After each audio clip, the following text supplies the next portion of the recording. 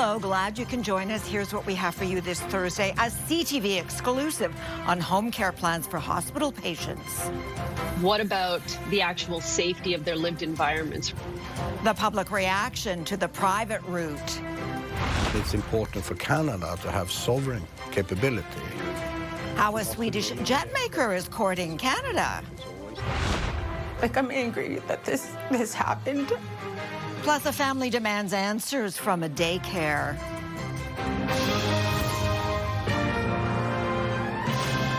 CTV National News with Sandy Ronaldo. As Canada faces a tsunami of aging baby boomers and pressure mounts to provide better quality care at home for anyone who needs it, Ontario is quietly launching a new program that uses private health care to move patients out of hospital and back home more quickly. CTV's John Woodward has his CTV News exclusive. And John, what convinced Ontario to go this route? Sandy, the Ontario government is looking at ways to reduce overcrowding in hospitals, and so they're asking private home care providers to submit proposals for a new service. Dr. Amina Jabbar has a problem in her seniors internal medicine unit just outside Toronto. You know, at the beginning of fall-ish, with a 30% rate of patients who just can't go home. Can't leave the unit in the Trillium Health Partners Hospital, meaning there's no room for anyone new. A problem replicated across Ontario hospitals. Government figures say some 5,000 patients are in this situation, half of them waiting for long-term care beds that aren't opening up either. The Ontario government proposing to find a way to care for them at home, according to documents obtained by CTV News, the model called high-intensity bundled home care. A call for proposals for companies who can care for patients who meet a crisis designation, who have mental health or addictions issues, and who are awaiting rehab but can't get a rehab bed. At this stage, the ministry is planning for 570 weekly active patients across Ontario, 145 of those in Toronto. The government would pay a flat fee of $1,500 per week for people with mental health or addictions issues and $5,000 per week for anyone with higher medical needs. Critics worry there's already a worker shortage. I hear from home care recipients all the time that it is very difficult to find workers. There are missed appointments. There are issues with, of course, the safety that comes with that. The province's opposition is recalling problems with previous efforts at home care. People going without catheters. We've all heard those nightmare stories. So I have some very deep concerns. Dr. Jabbar, hopeful but skeptical it's enough. It is the supports that we absolutely need at home. But frankly, it's a Band-Aid on a gaping wound. The projected cost for the first tranche of patients is expected to be about $11 million. There's a very short timeline here. The government is asking these companies to submit their proposals in a week, with the expectation their service will be up and running in 4 weeks. Sandy? Okay, John, thank you for this. Now, from Canada's Public Health Agency, word that more than $20 million worth of pharmaceuticals were lost because of what's being called a temperature deviation. Health Canada won't say exactly what is gone or how the change in temperature occurred, citing national security concerns. The department says the products included vaccines in the national emergency stockpile, but that the losses won't compromise the ability to respond to public health needs. The Canadian man behind bars because of a W5 investigation is facing a slew of additional charges relating to an online network of men who secretly drug and videotape their intimate partners. Now, his former wife is demanding charges be laid in the alleged drugging of their young daughter. W5's Avery Haynes is here to talk about this dramatic development. Avery. Sandy, this investigation has led to the arrest of a man in Switzerland, the release of a predator's name in New Brunswick, as well as a slew of charges against a man in Hamilton, Ontario. Brian Hayward is behind bars, awaiting trial on a total of 60 charges involving crimes against more than a dozen alleged victims. His ex-wife, Chelsea Davies, wants to know, though, why Hamilton police have not charged him in an alleged drugging incident involving their young daughter. It's not a coincidence that she was drugged while she was in his care. And to pretend that it is a coincidence is horribly misguided and not a path to justice. Davy says their then 11-year-old daughter came back from a visit with her dad, drooling and lethargic. She rushed her to the hospital, and toxicology reports came back positive for a sedative. Children's Aid and police were called in, but no charges were laid. This was 2 years before Brian Hayward's arrest. Sandy? All right, W5's Avery Haynes. And tonight at 11 on CTV National News, Avery reveals what the mother told Hamilton police and why no charges have been laid. Well, a daycare in Barrie, Ontario is reviewing allegations that one of their educators assaulted children in their care. At least 2 families say their little ones were sprayed with a cleaning solution that might have contained bleach. CTV's Adrian Gabriel spoke to some of the parents about what happened next. Adrian? Sandy, when parents send their children to daycare, the minimum expectation is that they'll be kept safe. Well, 2 families whose young ones went to Bright Path Childcare here in Barrie, Ontario, say that wasn't the case. On August 6th, Christina and Jeff Padano say their 4-year-old daughter shared a troubling story that led to an investigation by a local child services agency.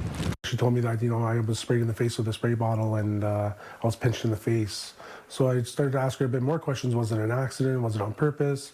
Did it happen when he was cleaning something? Or she said, no, I was misbehaving during nap time. I was upset and I was like, okay, let's make sure that we understand what's actually happening. So we had a conversation with the director, and she shared that the individual was already on a safe work plan. So I was flabbergasted. I was like, what? You learned that there was another family. There was another child. Yeah, and we had no idea, no idea at all. Children's services in this region have declined to share the findings of their investigation publicly, something the family believes puts other kids at risk. As of this morning, families we've spoken with believe that the childcare worker in question was on a paid leave. Following an email by CTV National News, we've now confirmed that the employee in question has had their employment terminated by Bright Path. Sandy. All right, CTV's Adrian Gabriel. Well, Sweden has made an enticing suggestion as Canada moves to beef up military hardware. The aerospace and defense company Saab produces the Gripen fighter jet, and the company's president says a sale could bring thousands of manufacturing jobs to Canada. CTV's Geneviève Beauchemin went to Stockholm to learn more about the sales pitch. Hi, Geneviève. Yes, Andy, the company that makes the Gripen told CTV News that 10,000 research and manufacturing jobs could land in Canada if Ottawa adds the Swedish fighter jet to its military fleet. The president and CEO of Saab, Mikael Johansson, confirmed he's talked with Ottawa about making Gripens in Canada. He's also met with companies including Bombardier, CAE, and IMP in Nova Scotia. It's important for Canada to have sovereign capability in Canada to do their own upgrades, to build parts of it, to do final assembly and tests. We, as Saab, we are prepared to do that technology transfer to Canada and support that build-up. This would be contingent, of course, on Canada adding the Gripen to its military fleet. That technology transfer could see the first Canadian-made Gripen fly off the assembly line within 3 to 5 years. It could also lead to the building of a new facility, a hub of sorts, where jets could be made not just for Canada, but other nations, including Ukraine.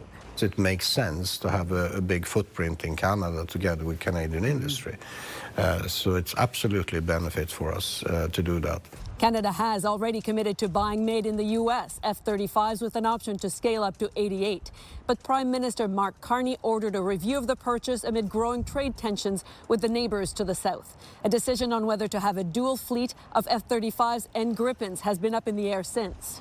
A large delegation from Sweden, led by the King and Queen of this country here, is headed to Canada next week with the aim of strengthening ties. Johansson is also making the trip, which is making a stop at Bombardier. We are focusing quite heavily to make sure that Canada has all the information they need for the moment. And then it's up to Canada to decide. But so far, there's no word as to just when Ottawa could make a decision. All right. Sandy. Geneviève Beauchemin in Sweden. Thanks, Jen. A big announcement also from the Prime Minister today of 6 major projects for fast tracking, and they include mining in Ontario and New Brunswick and power in BC. CTV senior political correspondent Mike Locouture sets the scene for us on this second series of nation-building projects. Mike. Well, Sandy, this next phase of major projects is similar to the first one, with a focus on developing Canada's critical minerals and boosting potential exports to markets other than the U.S. They are part of nation-building strategies to transform our economies. The Prime Minister says the transformation is necessary because it's estimated U.S. tariffs and the accompanying uncertainty will cost the Canadian government $50 billion. It's why one of the projects supported by the federal government is a BC liquefied natural gas facility. Silicim's will become Canada's second largest LNG facility with a capacity to export 12 million tons of LNG every year to new markets. In addition to that facility, the second round of projects includes a hydroelectric development project in Iqaluit, the Sisson Mine project in New Brunswick, the Crawford Nickel Mine project in northern Ontario, the North Coast Transmission Line in northwestern BC, and the Nouveau Monde Graphite Mine north of Montreal. All of them at various stages of development. And the head of the Major Projects Office says her role will be to speed up the process. Our job is all about making sure that people get across the line, get everything they need to get built on time and on budget. Conservative leader Pierre Poilievre says the new federal office is part of the problem. He's created yet another bureaucracy, a new bureaucratic hurdle for miners and oil and gas enterprises and other resource companies to jump through in order to get anything approved.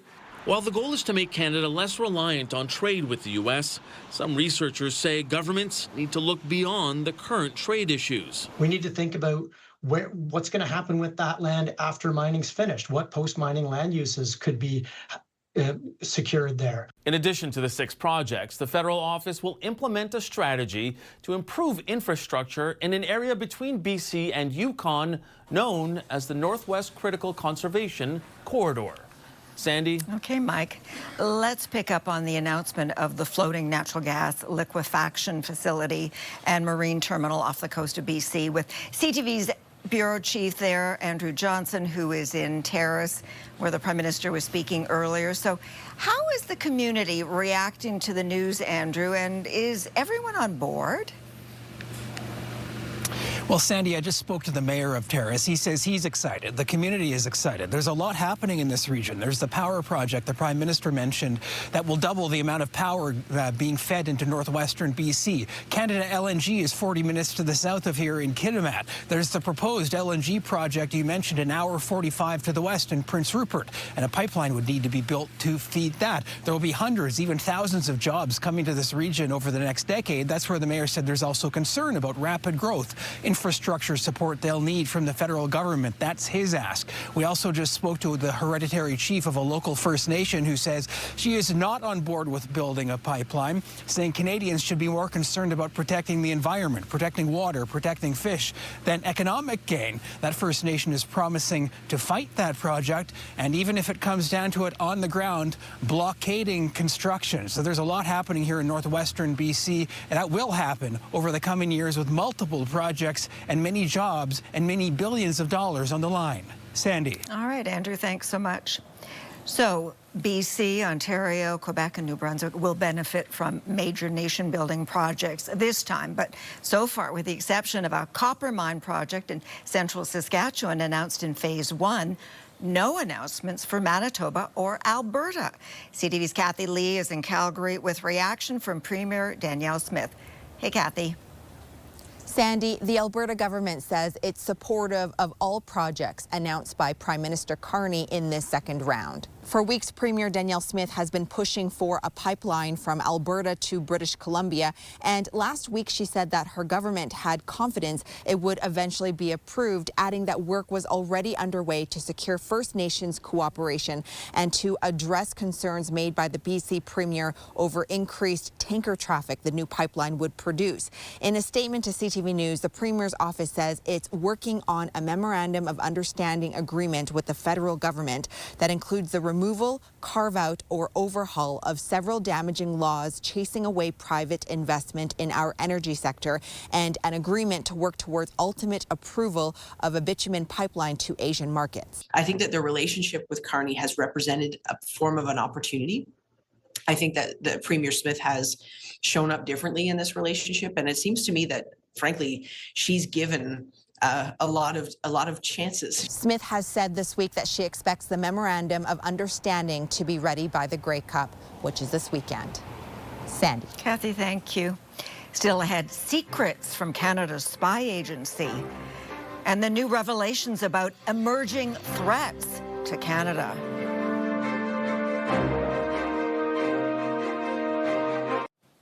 France is marking 10 years since gunmen and suicide bombers with Islamic State killed 130 people in a series of terrorist attacks targeting cafes, a nightclub, and a stadium in Paris. President Emmanuel Macron laid a wreath outside the Stade de France, where one man was killed. Macron, survivors and relatives of victims paid tribute to those who perished and were wounded at each of the attack sites throughout the day.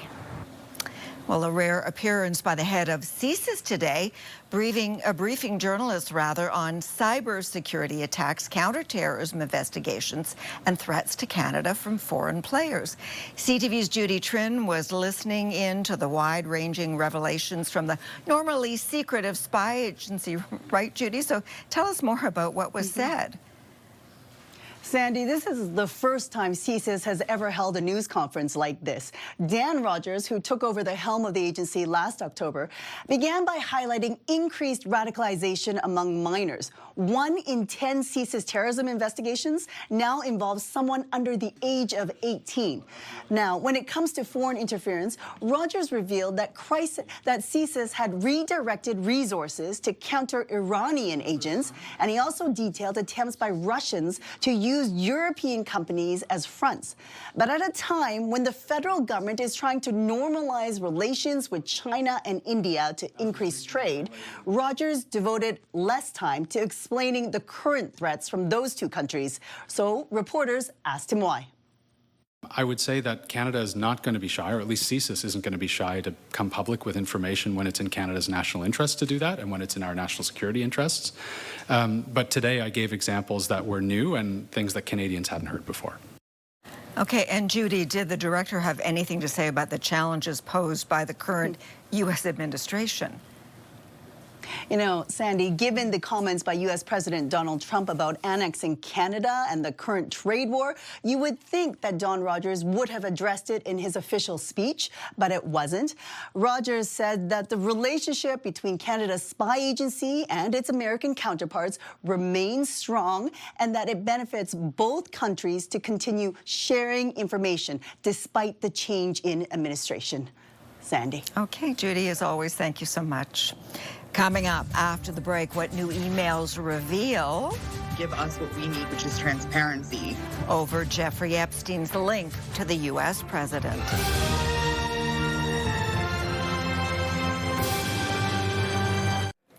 Donald Trump is slamming the release of a group of private emails from convicted sex offender Jeffrey Epstein that mentioned Trump's name, calling them a hoax.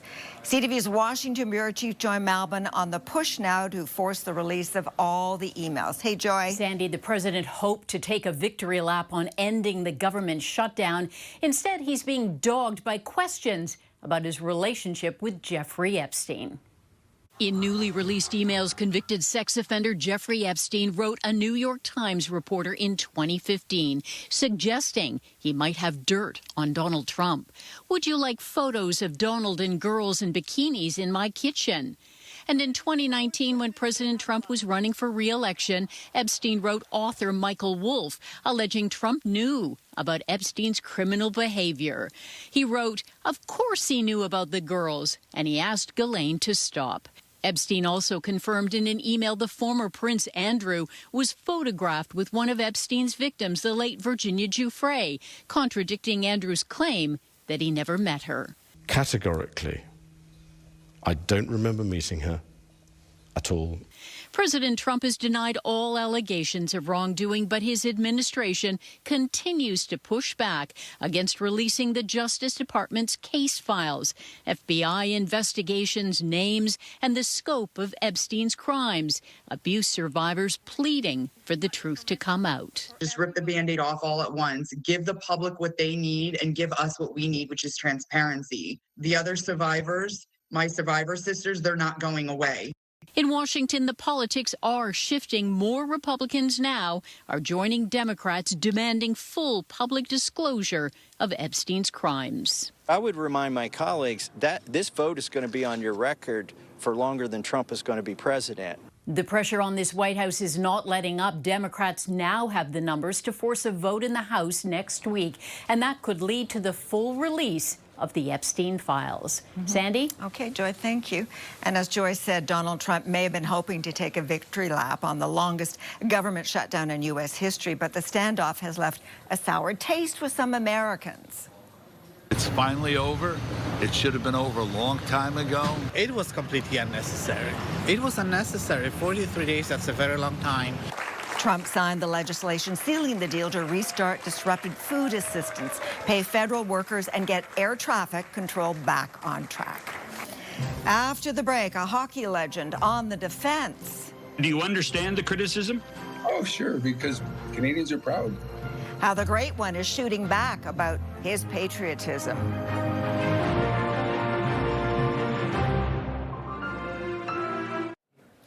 Hockey legend Wayne Gretzky opened up about the backlash he has received for not defending Canada after his friend U.S. President Donald Trump said he wanted to make this country the 51st state. Gretzky told the 100% Hockey podcast it is not his place to weigh in on politics. So I can't stop the prime minister for saying something. I can't stop the president for saying something. I just kind of like, well, I'm just a hockey player, simple as that. Back in February, when Gretzky was introduced as the honorary captain for Team Canada during the NHL Four Nations tournament, he was criticized on social media for not wearing a Team Canada jersey and not speaking out against Trump's comments.